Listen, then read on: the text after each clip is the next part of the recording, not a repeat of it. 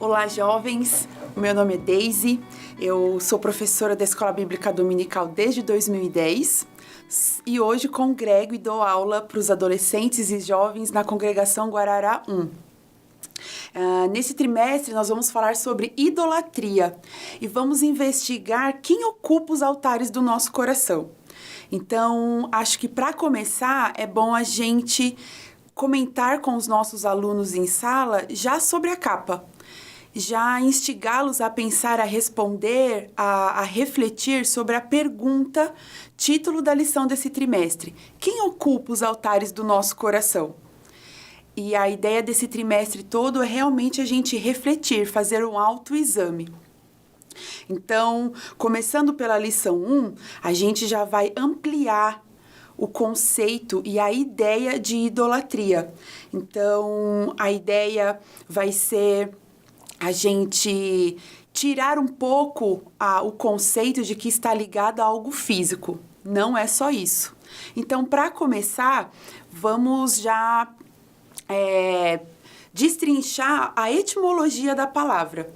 Na lição, a gente trouxe aí os significados, né, que vem do grego, que significa imagem mental ou imagem material, junto com o significado de adoração, serviço.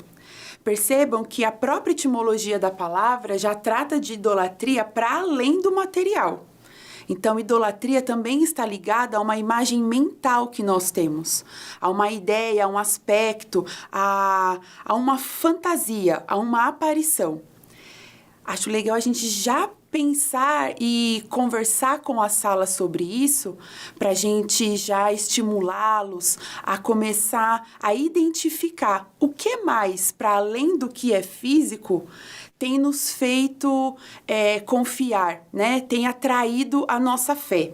Então, para começar, a etimologia da palavra já tira essa restrição de que é algo material.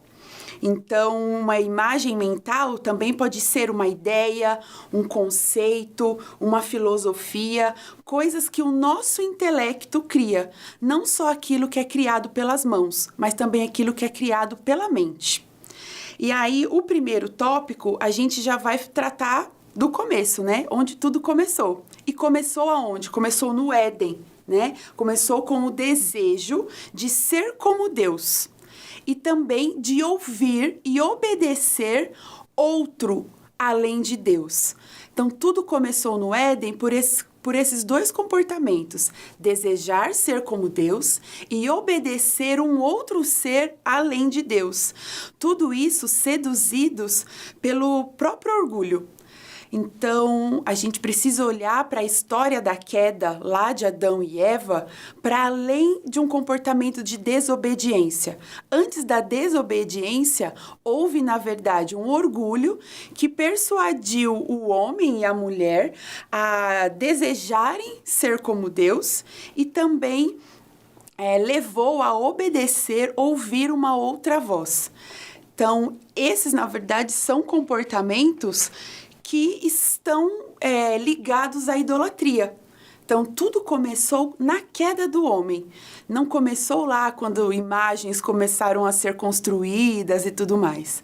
Tudo começou no desejo de ser como Deus e no ouvir, obedecer outro ser além de Deus.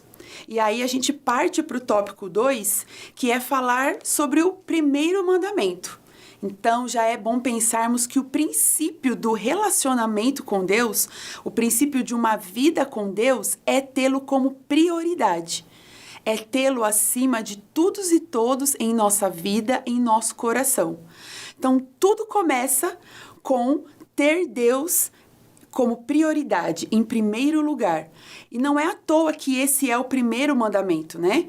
Porque todos os outros mandamentos são como que em consequência, como que em efeito cascata, né? Quando nós não temos o Senhor como prioridade, quando não adoramos, quando não obedecemos, quando não confiamos, quando não seguimos a Deus em primeiro lugar, a nossa vida começa a ser conduzida por meio de muitos outros caminhos pecaminosos, né? Por outros caminhos de pecado. Então, tudo começa por amar a Deus, por adorar a Deus acima de todas as coisas. Por isso, não é à toa que os 10 mandamentos começaram com adorarás ao Senhor teu Deus.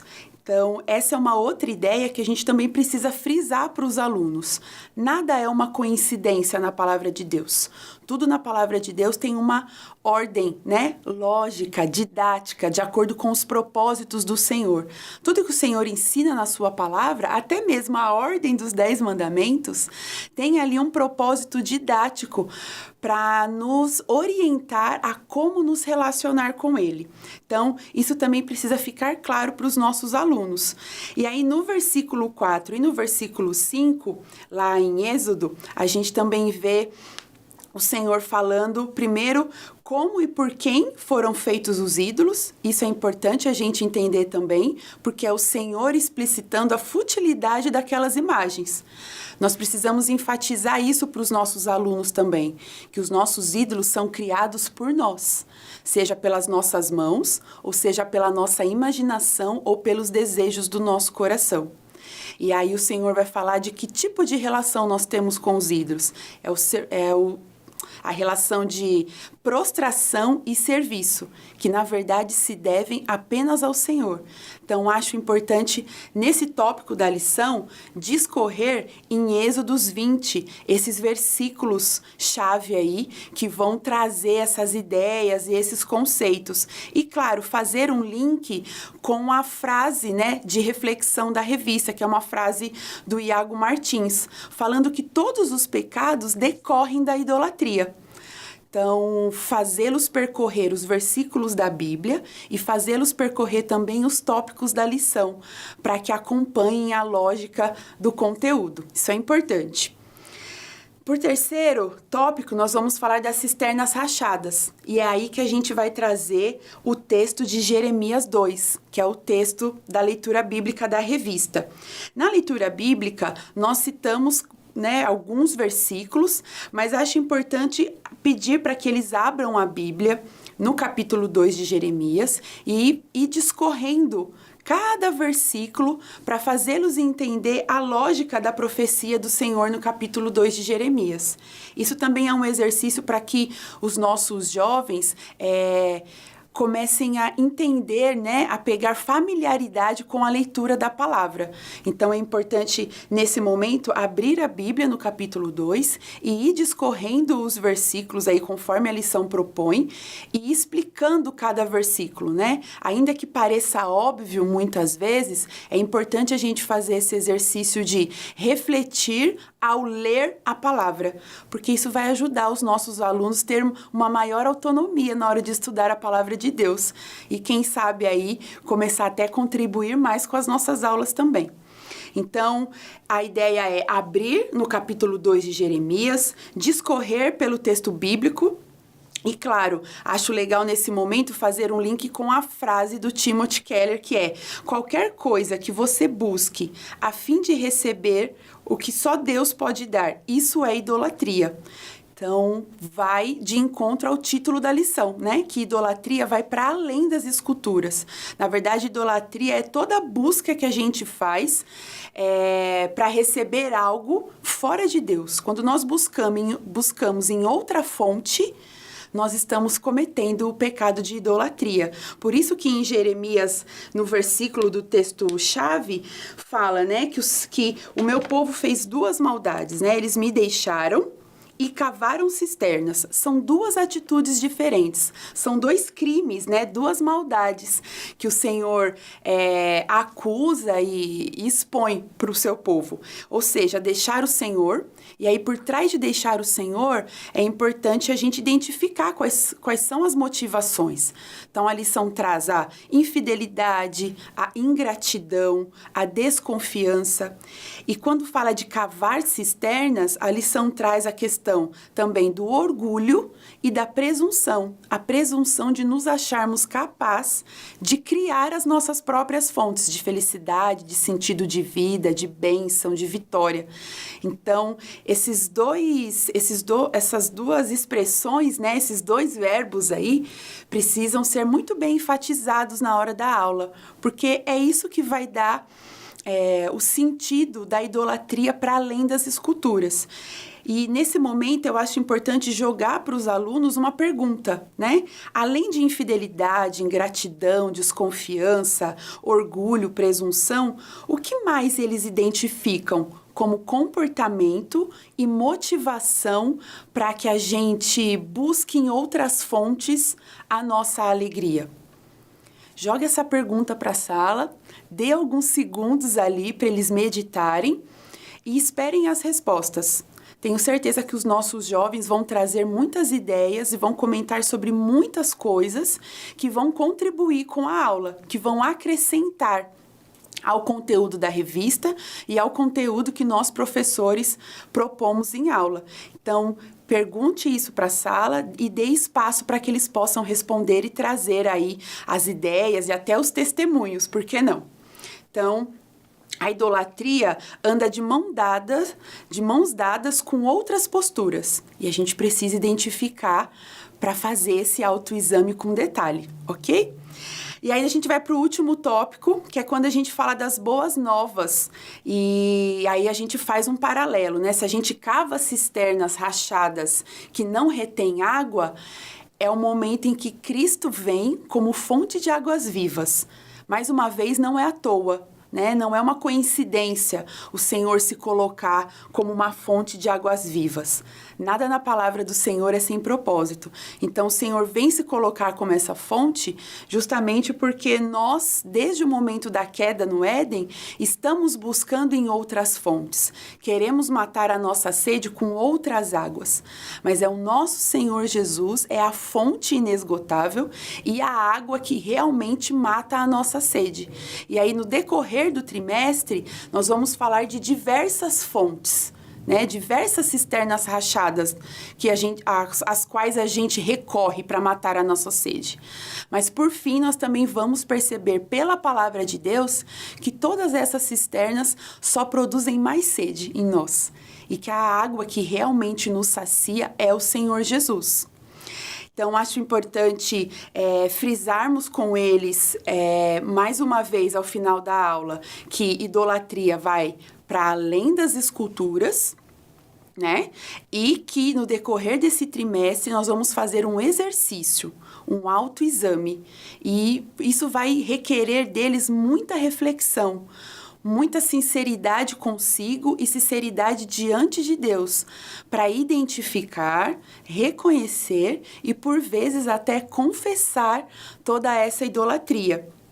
Então, estimulem os alunos a refletir, assim como a gente comenta na introdução da revista, estimule-os a ler a revista, né? A consultar os materiais da bibliografia, para que eles possam ter ainda mais contato com o assunto. No decorrer desse trimestre, a gente vai falar sobre idolatria com base em 3 principais livros que a gente comenta aí na lição 1. O primeiro livro é esse livro do Timothy Keller, Deuses Falsos. Boa parte dos temas está baseado neste livro aqui. Então, quem tiver a oportunidade de ler, é muito legal esse livro. Ele tem uma escrita simples, então mesmo quem não é tão assíduo no hábito de leitura, com certeza vai conseguir ler de forma rápida e com fácil entendimento. É um livro ótimo e, como eu disse, tem uma escrita muito simples, uma redação muito acessível. Além desse, a gente também vai se basear no livro do Iago Martins, No Alvorecer dos Deuses. Aqui também a gente vai ter muitas ideias para complementar da lição, porque daqui eu também tirei muitos dos questionamentos, das reflexões que a gente vai fazer no decorrer do trimestre. É um livro que fala sobre idolatria, sobre desvendar, né, as idolatrias profundas do coração. E ele traz aspectos tanto da idolatria do modo interno, ou seja, do nosso próprio coração, E esse livro também traz uma perspectiva do externo. O quanto o coletivo, a sociedade, constrói os seus ídolos e vive ao redor deles. Então, esse livro é muito interessante porque traz duas perspectivas diferentes de idolatria. E o terceiro livro é esse, do James Smith, que é Você é Aquilo que Ama. Nesse livro, a palavra idolatria quase não aparece. Mas, ainda assim, a ideia do livro gira em torno daquilo que o nosso coração ama, daquilo que o nosso coração guarda como precioso e como a nossa cultura ao redor nos ensina a amar as coisas e a amá-las de forma que elas concorrem com Deus. Então, esse livro também é muito legal. A leitura dele é um pouco mais densa, ele foi escrito por um filósofo, então, às vezes, é um pouquinho mais complicado do que o do Timothy Keller, mas ainda assim vale super a pena e tenho certeza que vai ajudar muito os professores, as professoras a entender toda a ideia da lição. Então, se vocês puderem, tiverem condições, acesso, procurem ter esses livros com vocês, fazer essas leituras e consultar, né, as nossas referências bibliográficas na revista, para que vocês, no decorrer do trimestre, tenham outros materiais, outros textos, tem podcast, tem vídeo no YouTube. Então, tem muita coisa bacana para contribuir com o conhecimento de vocês, com o conhecimento dos alunos. E aproveitem também nesse momento, nesse tópico da lição em que a gente está falando sobre estudar, a perguntar para os alunos onde eles consomem conteúdo cristão. Acho que esse é um momento da gente também jogar para eles e procurar saber deles, né? Fazê-los refletir. Onde eu tenho consumido? Será que eu tenho seguido, por exemplo, páginas no Instagram que falam da palavra de Deus de forma correta, saudável, né? Sem heresia, sem ideias tortas? Será que eu tenho escutado bons podcasts? Tenho assistido bons vídeos no YouTube? Tenho lido bons livros, né? Será que eu tenho ocupado o meu tempo com bons conteúdos e principalmente conteúdos ligados à palavra de Deus? Então, nesse momento da lição, acho importante também a gente puxar dos alunos essas respostas. Eles podem ter boas dicas, inclusive, de conteúdos, e aqueles que ainda não consomem, a gente tem a oportunidade nesse momento de plantar uma sementinha ali, uma curiosidade, quem sabe despertar a vontade e até o hábito, né, de leitura, de consumir conteúdos cristãos, que tem tanta coisa boa e saudável sendo divulgada. A gente precisa trabalhar melhor com eles nisso, para que, mais uma vez, como eu disse, eles sejam mais autônomos no estudo da palavra do Senhor, né? Eles tenham vontade própria e não dependam só da gente, pelo contrário, que eles possam ter esse desejo individual de buscar conhecer mais a palavra de Deus. Então, aproveitem esse tópico para, quem sabe, despertar neles esse interesse também, ok? Essa é a nossa primeira lição. A ideia é que, no decorrer do trimestre, no nosso grupo de WhatsApp dos professores da EBD, a gente vá colocando, compartilhando outros materiais. Então, se você ainda não está no nosso grupo de WhatsApp de professores de jovens, fale com o seu superintendente da escola dominical. Ele com certeza tem o link. Acesse, entra para o grupo e vem conferir outros materiais que a gente vai compartilhar no decorrer dos próximos meses, ok? Bem, foi isso. Espero ter contribuído. Qualquer coisa, manda seu feedback pra gente. Conta aí o que mais vocês gostariam de ver e ouvir nesses vídeos. E a gente se vê no próximo. Até mais!